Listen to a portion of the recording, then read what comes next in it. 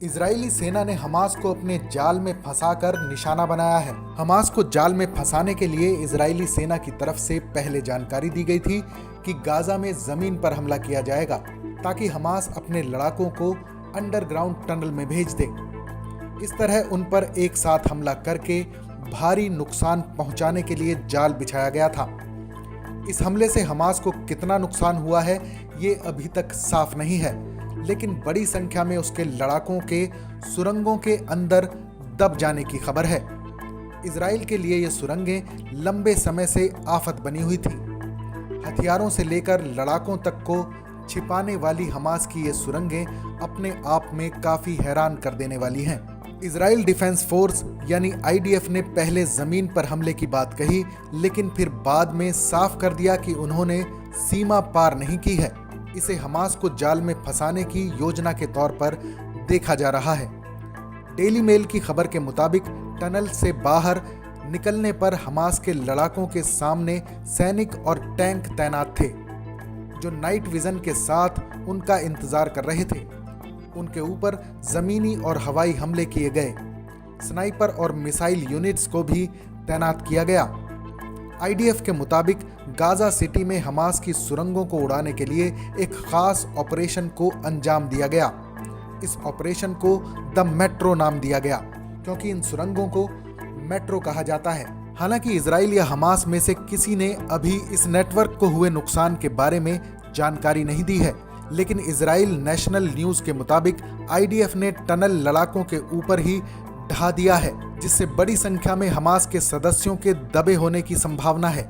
ये tunnel Hamas के लिए बेहद अहम हथियार रहे हैं। 2014 में इजराइल के साथ जंग के बाद से लड़ाके इन्हें हथियार लाने ले जाने, इजराइल में दाखिल होने, सैनिकों को निशाना बनाने के लिए इस्तेमाल करते रहे हैं। पहला टनल 2007 में गाजा पट्टी और मिस्र के बीच बना था और इसका इस्तेमाल तस्करी के लिए किया जाता था। इससे पहले भी इस तरह के ढांचों से काम लिया जाता था। बाद में इन्हें इजराइल के खिलाफ इस्तेमाल किया जाने लगा। इन्हीं सुरंगों से होकर हमास ने 2006 में इजरायली सैनिक जिलाद शालित का अपहरण किया था और 5 साल तक बंदी बनाकर रखा था।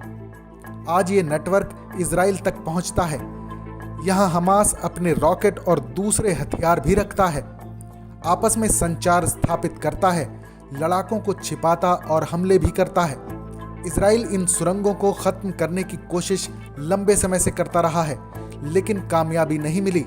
दरअसल जमीन के ऊपर से इन सुरंगों का पता लगाना काफी मुश्किल है। इनकी छत कंक्रीट से बनी है।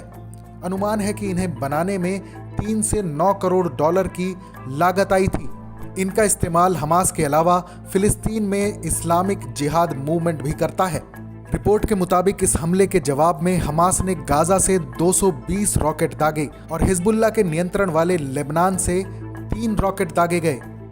हालांकि इनमें से कोई रॉकेट निशाने पर नहीं लगा। IDF ने गाजा सिटी में अंडरग्राउंड रॉकेट ठिकानों और हमास के वॉच टावर्स को भी निशाना बनाया है। खबर है कि अभी तक 119 फिलिस्तीनी और 9 इजरायली मारे जा चुके हैं। साथ ही फिलिस्तीन में करीब 950 लोग घायल हुए हैं। दोनों तरफ से लगातार हमले जारी हैं और कोई भी पीछे हटने को तैयार नहीं है। इस खबर पर अपनी राय जरूर बताएं। देश और दुनिया की तमाम बड़ी खबरों के लिए देखते रहें TV9 भारतवर्ष डिजिटल।